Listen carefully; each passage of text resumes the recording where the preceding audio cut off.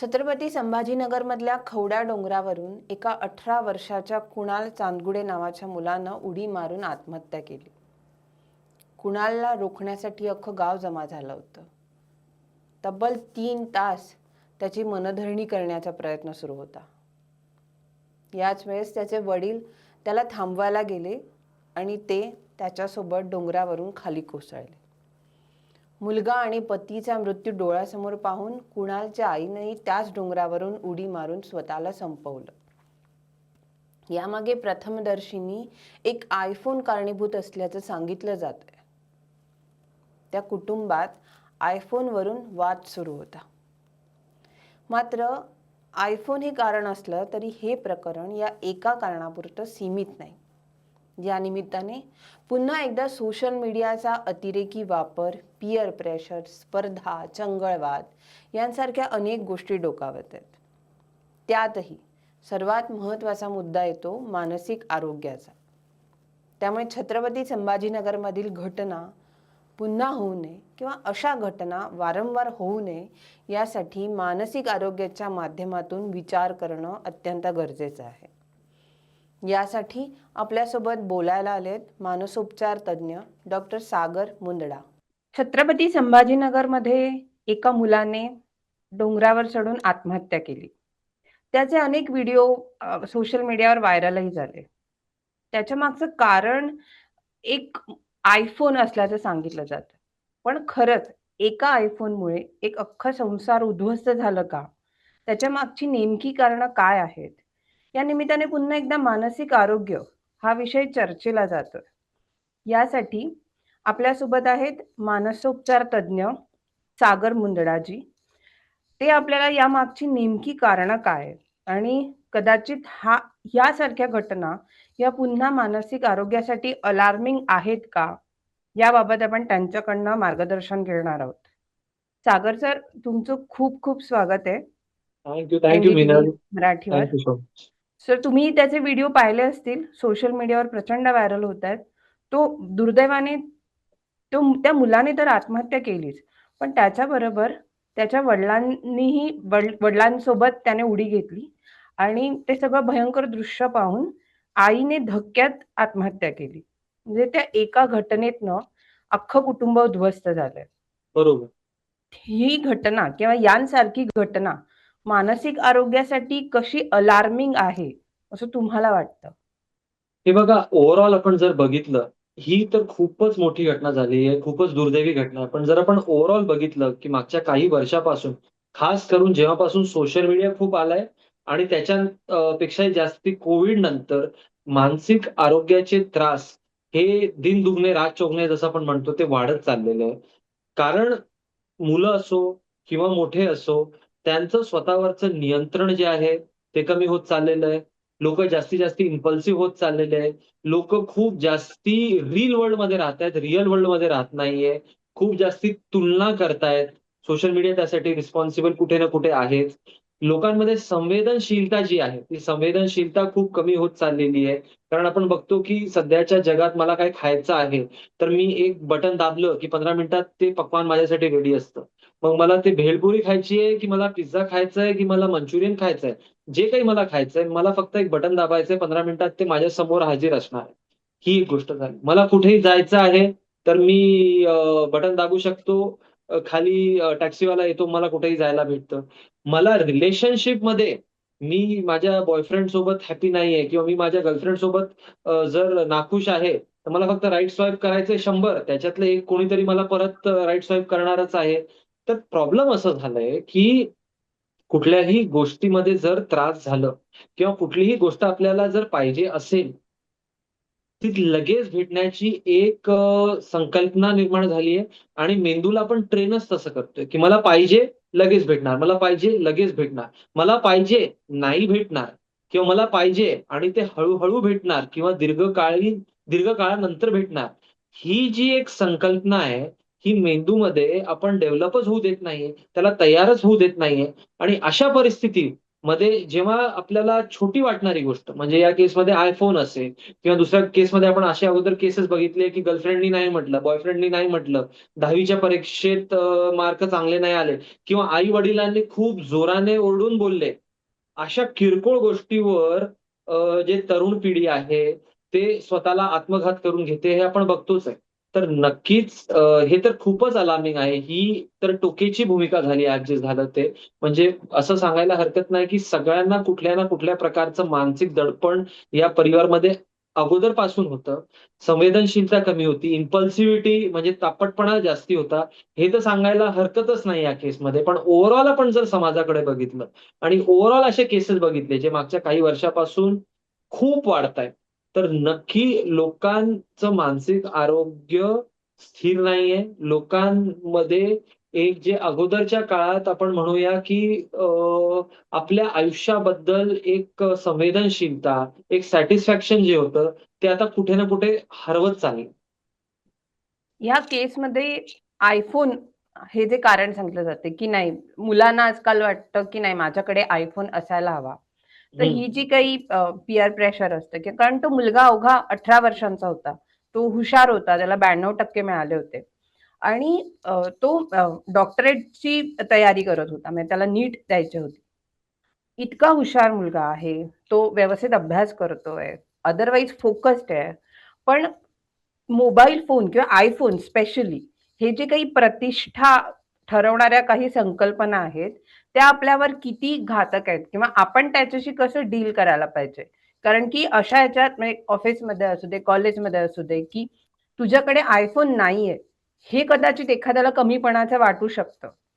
तर ह्या ज्या घटना घडतात किंवा असं काही प्रसंग घडतात, त्याच्याशी मुलांनी कसं डील करायला हवं?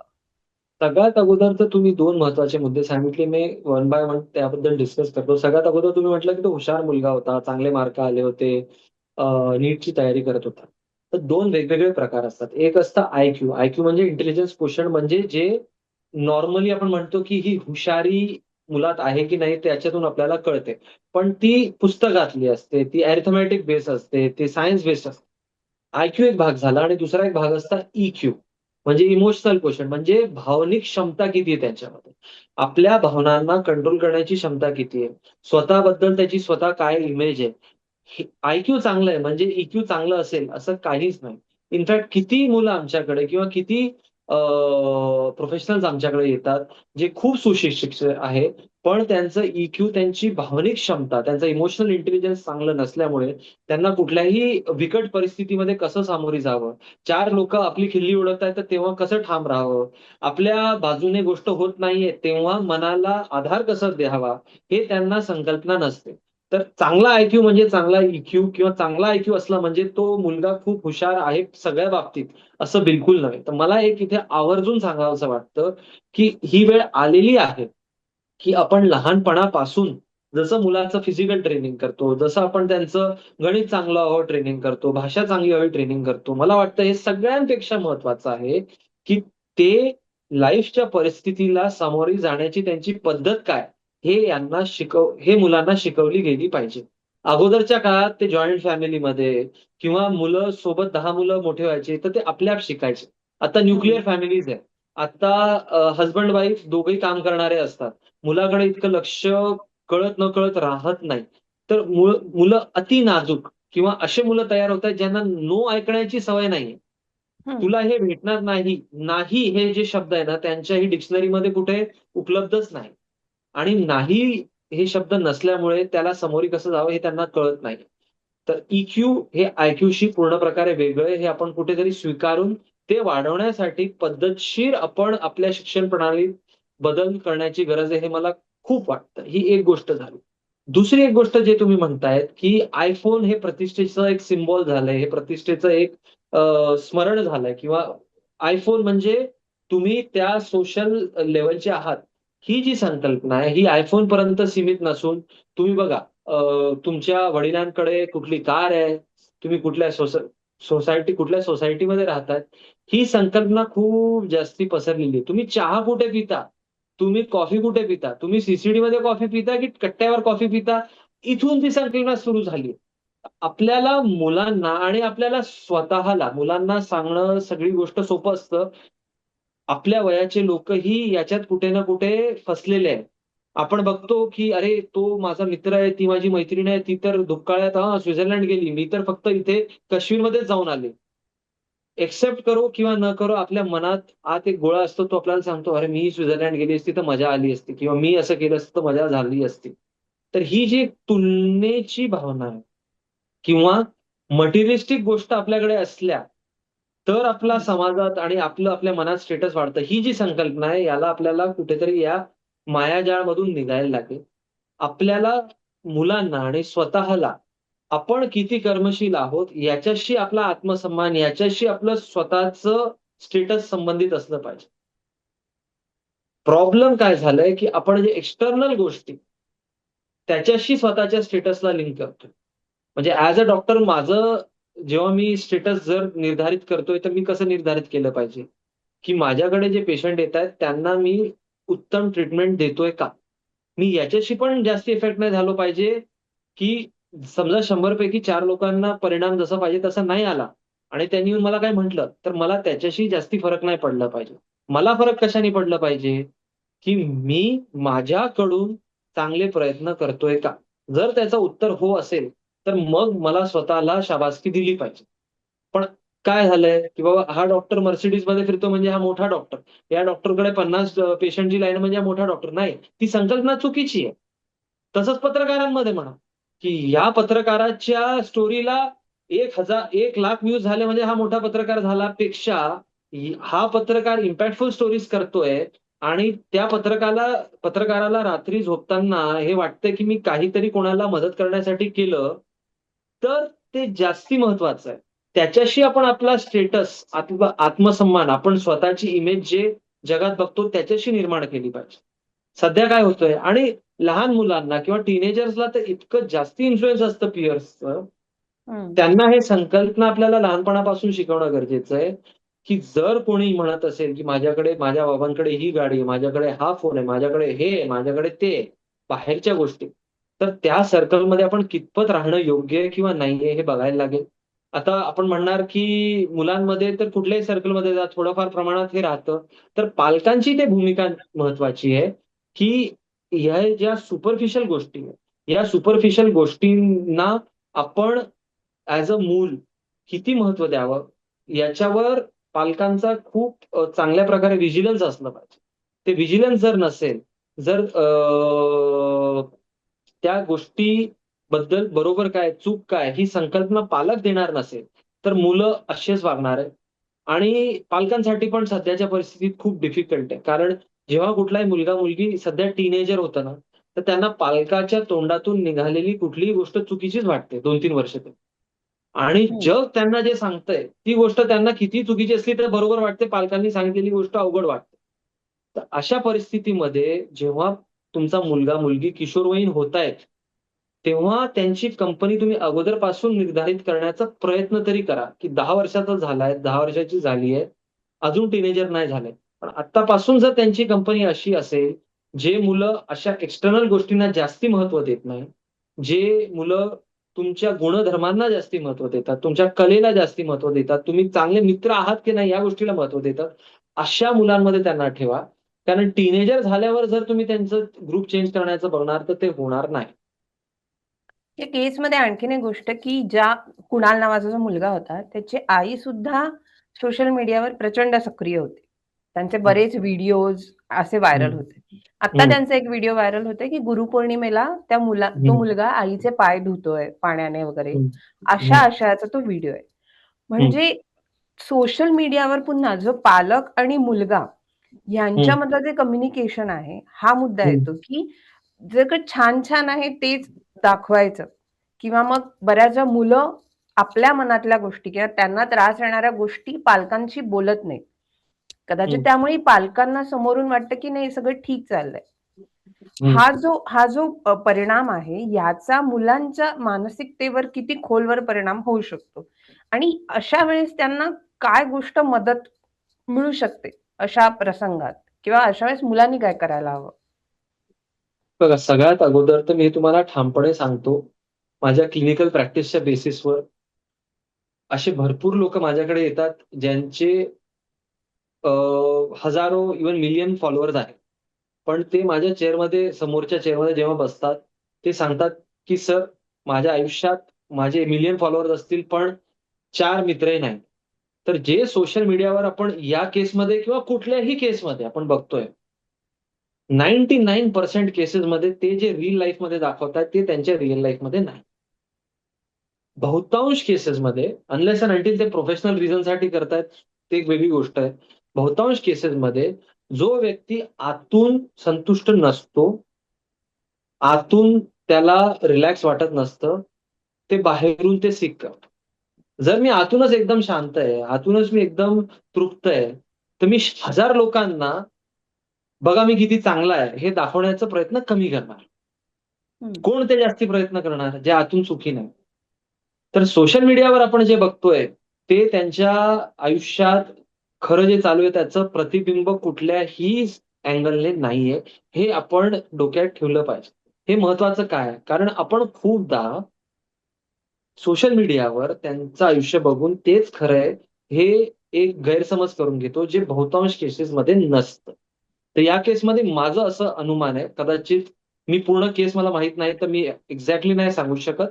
पण मला नाही वाटत, की जर इतका मोठा पाऊल उचलला तर खूप जास्ती त्यांचा सुसंवाद असावा. कारण खूप जास्ती सुसंवाद जर असला असता, तर मुलांनी समजूतदारीने वागला असता. इतक्या टोकाच्या भूमिकेवर तो गेला नसता. आईनी समजून सांगितल्यावर त्याला कळालं असतं.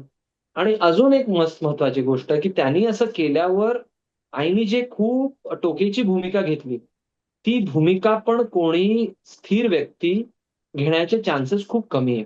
बिलकुल, जर तुमचा मुलगा तुम्हाला दिसतोय तुमच्या डोळ्यासमोर तो आता राहील म्हणजे खूप दर्दनाक आणि खूप खूप भयंकर गोष्ट आहे ती. पण ज्याचं मन स्थिर आहे, तो काही क्षणासाठी अस्थिर होऊन मग परत शांत होऊ शकतो. दुःख असतोच. पण त्याच्यामध्ये इतकं मोठं पाऊल जर उचललं गेलं, त्याचा अर्थ मन खूप हळवं होतं किंवा खूप तापट होतं किंवा मनावर नियंत्रण नव्हतं, हे इतकं आपण नक्की सांगू शकतो. तर सोशल मीडियाला रिअल लाईफ समजू नका. कोणाच्याही लाईफमधलं खरं प्रतिबिंब ते नाहीये. दुसरी गोष्ट, जर असं होत असेल, की मुलांना तुम्ही जे दुसरा प्रश्न विचारला, की पालकांना मुलांना नेमकं काय बोलावं? कसं वागावं यांच्याशी? कसं मी मनमोकळं बोलावं? हे जर मुलांना प्रॉब्लेम होत असेल, तर त्यांनी पालकांना आणि हे आम्ही रोज बघतोय आमच्या क्लिनिकमध्ये. रोज आमच्या क्लिनिकमध्ये एक 20 वर्षाचा मुलगा किंवा मुलगी जनरली सिंगल चाइल्ड आणि त्याचे आई-वडील आलेले असतात आणि काहीच प्रॉब्लेम नसतं जेव्हा आम्ही डिटेलमध्ये बोलतो. प्रॉब्लेम फक्त संवाद नसल्याचा असतो. त्याच गोष्टीबद्दल आई-वडिलांना वेगळं वाटत असतं, मुलांना वेगळं वाटत असतं. मुलांना वाटतं आई-वडील मला दाबवतायत. आई-वडिलांना वाटतं, की हे सध्याची पिढी वाया गेलेली आहे आणि यामध्ये त्यांचे क्लॅशेस होत राहतात. तर सगळ्यात अगोदर तुम्ही काय केलं पाहिजे ॲज अ मूल, जर तुम्हाला वाटतं, की आई-वडिलांना मी सांगूच शकत नाहीये, तर कुठल्यातरी तुम्ही न्यूट्रल प्रोफेशनल व्यक्तीकडे त्यांना घेऊन जावा. आई-वडील तुमच्या गोष्टीला जर वाव देत नाहीये, त्या व्यक्तीच्या गोष्टींना, प्रोफेशनल व्यक्तींना वाव देतील याची चान्सेस जास्ती आहे. ते एक तुम्ही करू शकता. दुसरी गोष्ट तुम्ही काय करू शकता जर तुम्हाला हे करायचं नसेल आणि आई-वडील ऐकायलाच तयार नसेल तर, तुम्ही त्यांना एक पत्र लिहू शकता आणि ते पत्र त्यांना देऊन तुम्ही परत तुमच्या रूममध्ये प्रॉब्लेम काय होतो जेव्हा आपण संभाषण करण्याचा प्रयत्न करतो ना, तर आई-वडील कधी-कधी किंवा मुलंही कधी-कधी समोरच्याला पूर्ण बोलूच देत नाही. मध्येच हं. थांबवतात आणि जेव्हा मी मनाची गोष्ट सांगण्याचा प्रयत्न करतोय आणि माझे आई-वडील मला मधूनच स्टॉप म्हणतायत किंवा आई-वडील काही सांगतायत, मुलं म्हणतात, "काय तुमचं परत प्रवचन सुरू झालं." तर तेव्हा मन खूप हताश होतं आणि मग हताश झाल्यावर आपण पुढे आपल्याला जे नेमकं बोलायचं होतं ते बोलू शकत नाही. तर अशा परिस्थितीमध्ये जर तुम्ही ते ऑन पेपर लिहून त्यांना दिलं, कुठलीही गोष्ट अजून लक्षात ठेवा, ऑन पेपर आपण दिली तर आपल्या माइंडचं अजूनही एक माइंडसेट असतं, की ही गोष्ट सीरियस आहे. अजूनही आपण जेव्हा जे थोडेफार लोकं वाचतात, न्यूजपेपर वाचतो ना, तर आपल्याला वाटतं की न्यूजमध्ये लिहून आलंय म्हणजे याची व्हॅलिडिटी जास्ती असेल. ही एक येस. मूळ संकल्पना आहे. हं. तर ते तुम्ही करा. दुसरी गोष्ट, समोरचा व्यक्ती कितीही रागीट असला, कितीही तुम्हाला समजून न घेणारा असला, तो पूर्ण वाचेल. पूर्ण वाचून तुम्ही त्या रूममध्ये नसाल. तर त्याला त्या गोष्टीबद्दल विचार करण्याची संधी भेटेल. त्याचं स्वतःचं कन्क्लुजन तयार करण्यासाठी एक वेळ भेटेल. तर त्याच्यात विवेकी बुद्धी तो यूज करेल याचे चान्सेस वाढतात. ही एक दुसरी गोष्ट तुम्ही करू शकता. तिसरी गोष्ट तुम्ही काय करू शकता, याला आम्ही म्हणतो रिव्हर्स रोल प्ले. 15 दिवसातून एकदा तुम्ही काय करा, आई-वडिलांनी मुलाच्या पोझिशनमध्ये बसायचं आणि मुलांनी आई-वडिलांच्या पोझिशनमध्ये बसायचं आणि अर्धा तास जो संवाद करायचा, मुलांनी असं बोलायचं जणू काही आई-वडील बोलतायत आणि वडिलांनी असं बोलायचं जणू काही मुलगा बोलतोय. ह्याच्यातून आपल्याला समोरच्याची भावना काय आहे, हे समजण्यासाठी खूप मदत होते. आता आपलं जे बोलणं चालू आहे त्याच्यावरनं सोशल मीडिया आणि मोबाईल ह्याच्यामुळे तुमची मानसिक शांतता भंग होतेय, असं ओव्हरऑल दिसतंय. तर ह्या प्रकरणात पुन्हा एकदा एखादं तुमच्या मानसिक आरोग्यासाठी रुटीन फॉलो करावं लागतंय की काय?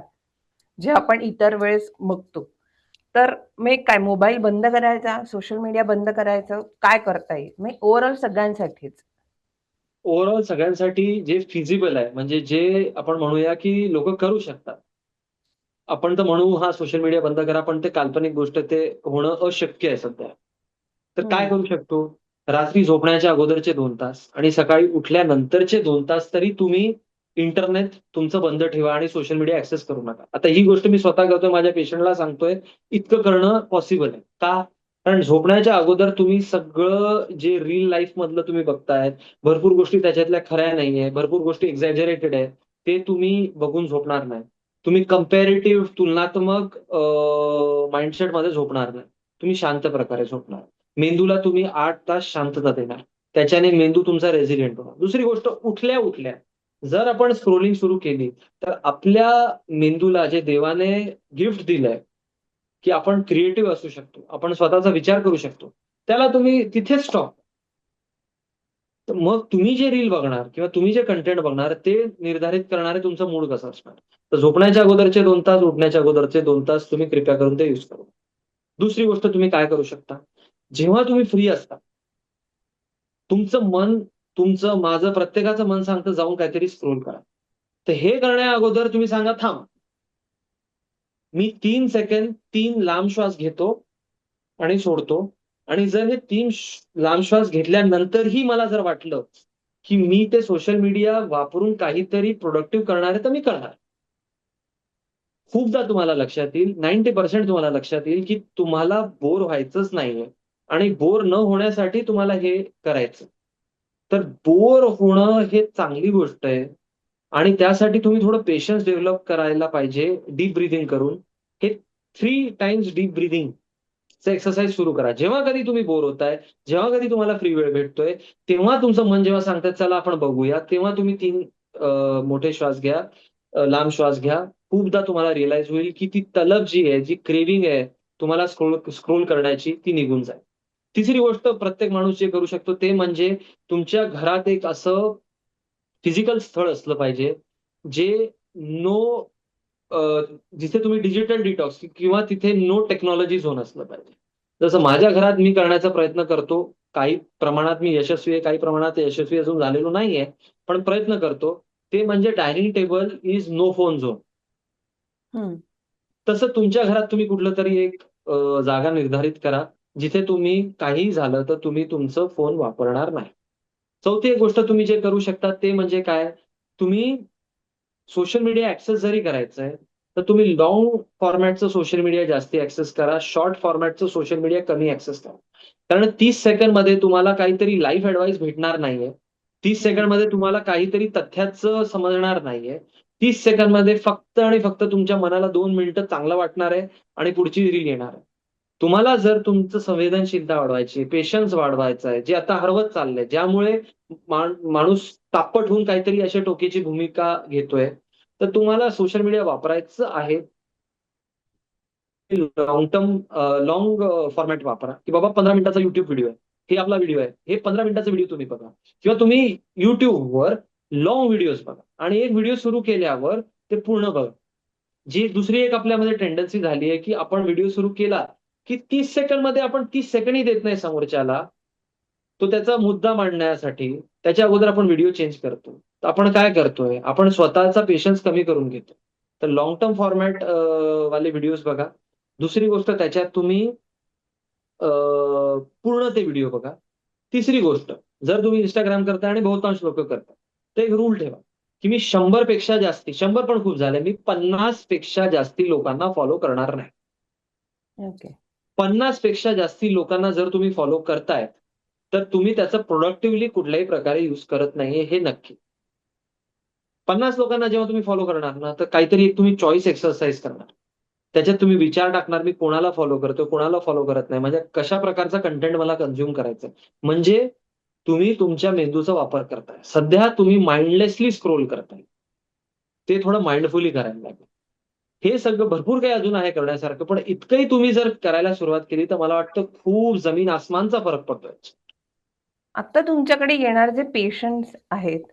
त्यांना होणारा त्रास हा अधिकांश सोशल मीडियामुळे होतोय, असं तुम्हाला दिसतंय? किंवा किती टक्के पेशंट्सना सोशल मीडिया किंवा Insta किंवा जे काही वापरतायत सतत इम्पेशंट होणं वगैरे जे म्हणतो आपण, त्याच्यामुळे किमान त्रास होतो असं दिसतंय? किमान 25 ते 30% लोकांना सोशल मीडियामुळे त्रास होतोय किंवा त्यांचा अगोदरचा त्रास सोशल मीडियामुळे 10 पटीने वाढतोय.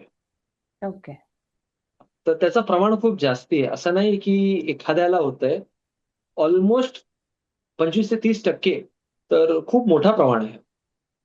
म्हणजे पेशन्सच गमावून बसतोय आपण सोशल मीडियामुळे, असं एक विधान आपण करू आपण शकतो. पेशन्स गमावतोय. आपण काल्पनिक हे बघा, सध्या आपण ज्या परिस्थितीमध्ये आहोत, एंटायर ह्युमन हिस्ट्री म्हणजे पूर्ण मानवी जे इतिहास आहे, त्याच्यामध्ये सगळ्यात जास्ती विकसित लेव्हलला आपण सध्या 2026 मध्ये आहोत.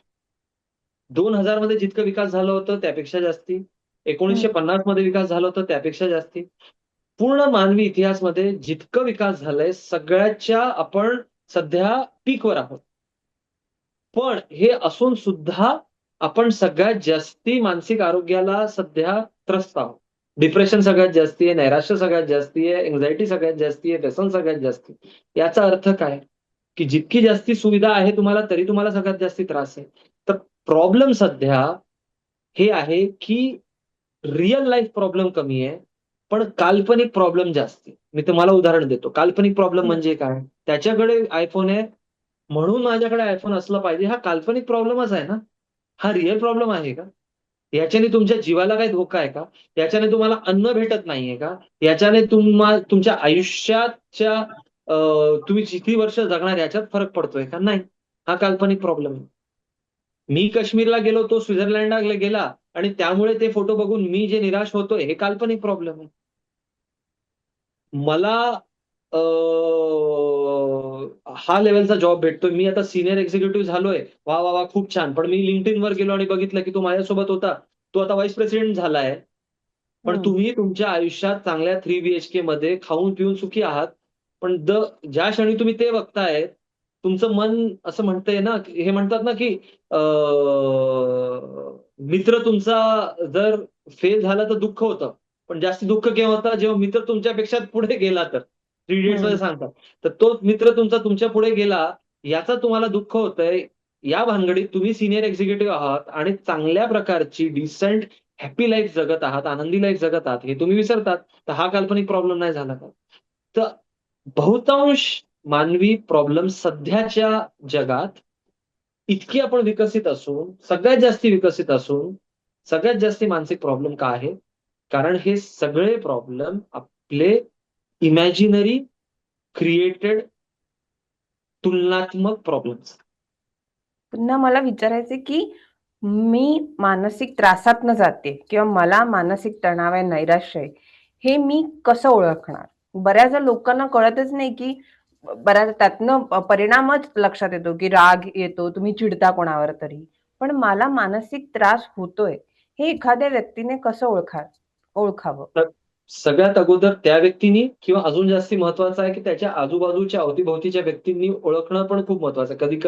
कधी स्वतःला नाही कळत. कारण तुम्हाला त्रास आहे, हे तुम्हाला कोण सांगतं? माझं पोट दुखतंय, हे मला कोण सांगतं? माझं मेंदू सांगतं.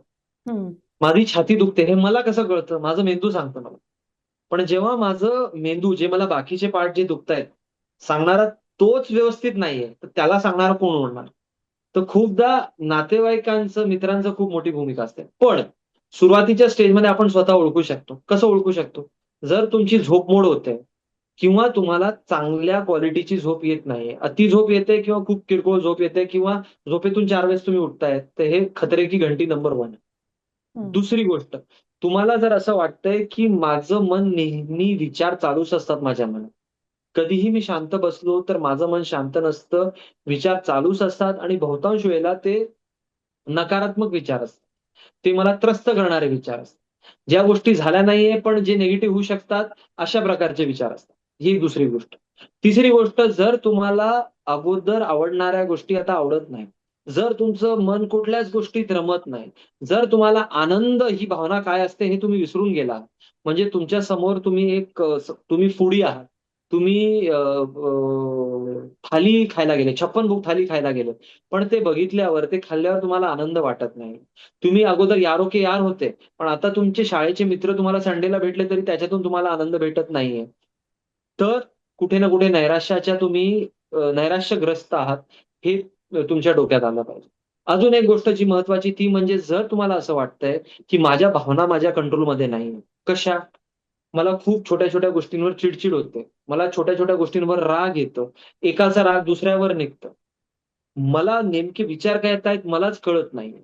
तर हे अजून एक रेड फ्लॅग आहे, की तुम्ही उपचार घेतलं पाहिजे. अजून एक गोष्ट म्हणजे तुम्हाला चांगलं वाटत नाहीये, पण ते जे तुम्हाला चांगलं वाटत नाहीये, ते तुम्ही इमोशन्स तुमचे, भावना तुमचे दाबवताय. कसे दाबवताय? कुठल्यातरी व्यसनातून दाबवताय. म्हणजे फ्रायडे नाईट झाली आणि कॉर्पोरेट एम्प्लॉईजमध्ये आपण किती कॉमनली बघतो, की फ्रायडे नाईट झाली म्हणजे त्यांची पार्टीचीच तयारी असते. हां, हं. एखाद्या वेळेस तुम्ही पार्टी करा, अधून-मधून पार्टी करा, ती एक वेगळी गोष्ट आहे. पण दर फ्रायडे नाईटला मला जर पार्टी करायची आहे, त्याचा अर्थ काय? की जे 5 दिवस मी काम करतोय ते मला आवडत नाहीये.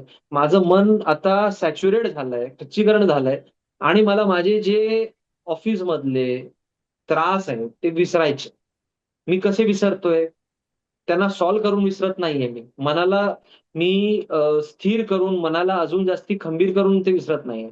मी ड्रिंक करून 4, 5, 6, 8, 10 तासासाठी ते भावना नंब होतील, ते भावना नाहीशा होतील काही वेळासाठी असं करतोय. मग ते ड्रिंकिंग असो, ते स्मोकिंग असो, मग ते खूप जास्ती पॉर्न ॲडिक्शन आजकाल वाढलंय लोकांमध्ये.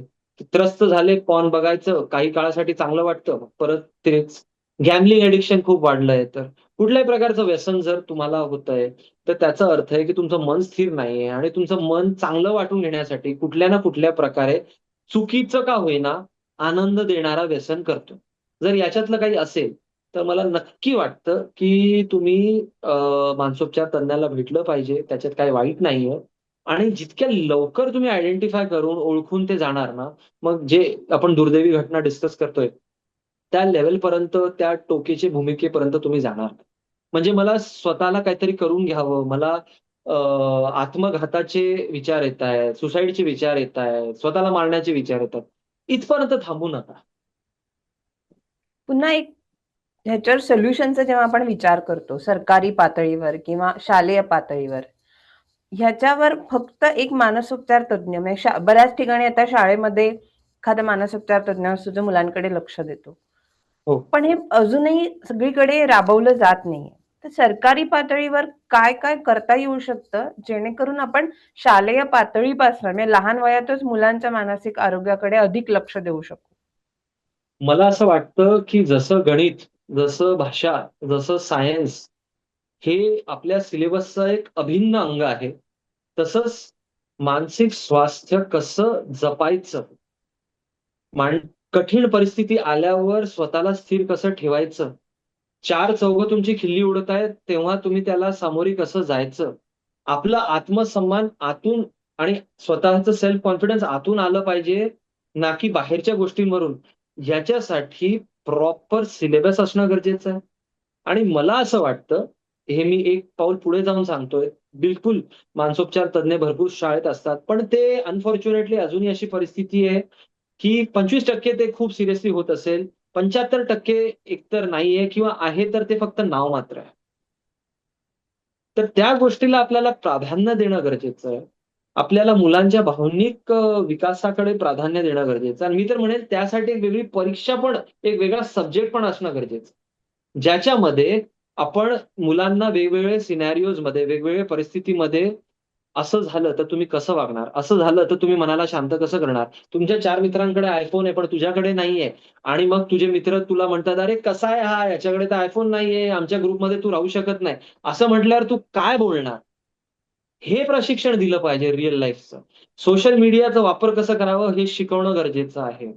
किती सोशल मीडिया वापरावं, कुठलं सोशल मीडिया पोर्टल वापरावं, त्याला तुमच्या विकासासाठी तुम्ही कसं वापरू शकतात.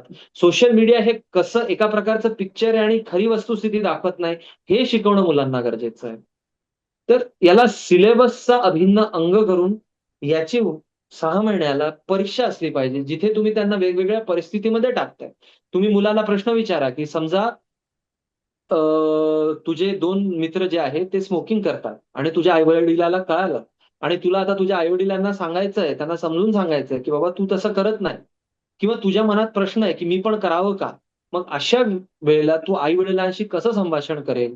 की तुला जर जिज्ञासा आहे स्मोकिंगबद्दल, तर तू कसं विचारणार? काय बोलणार? हे सगळं आपण शिकवलं पाहिजे. परीक्षा येस. घेतली पाहिजे त्याची. मग हे खरंच राबवलं गेलं पाहिजे. कारण आपण कोविड नंतर जसं तुम्ही म्हणालात, की मानसिक आरोग्याविषयी खूप चर्चा होते. पण तरीसुद्धा त्या घटना अजून हव्या तशा किंवा कमी होताना दिसत नाहीयेत. त्यामुळे थँक यू व्हेरी मच. तुम्ही वेळात वेळ काढून आमच्याशी थँक बोललात यू. Thank you. आणि थँक खरंच यू. मानसिक आरोग्य, मुलांच्या आत्महत्या किंवा अशा काही घटना बघितल्या तर हलायला होतं. Thank you. तुम्ही बरेचसे उपचार सांगितले त्याच्यावर काय करायला पाहिजे आणि लोकांनी ह्याचा अवलंब केला तर नक्कीच फायदा होईल त्यांना. आपण हेच केलं पाहिजे. मला शेवटचं एक वाटतं सांगावसं आवर्जून, की जसं तुमचं फिजिकल आरोग्य आहे, जसं शारीरिक आरोग्य आहे, तसंच मानसिक आरोग्य आहे आणि a healthy mind in a healthy body हे एक आपण संकल्पना मुलांना लहानपणापासून शिकवली पाहिजे. आपण काहीतरी त्रास होईल, मग त्यावर काहीतरी करू. ही जी संकल्पना चुकीची आहे, पण अजूनही तीच अ, लोकांमध्ये आहे. ही कुठे ना कुठे बदलण्याची गरज आहे. जसं 25 वर्षा अगोदर सगळे जिम नाही करायचे.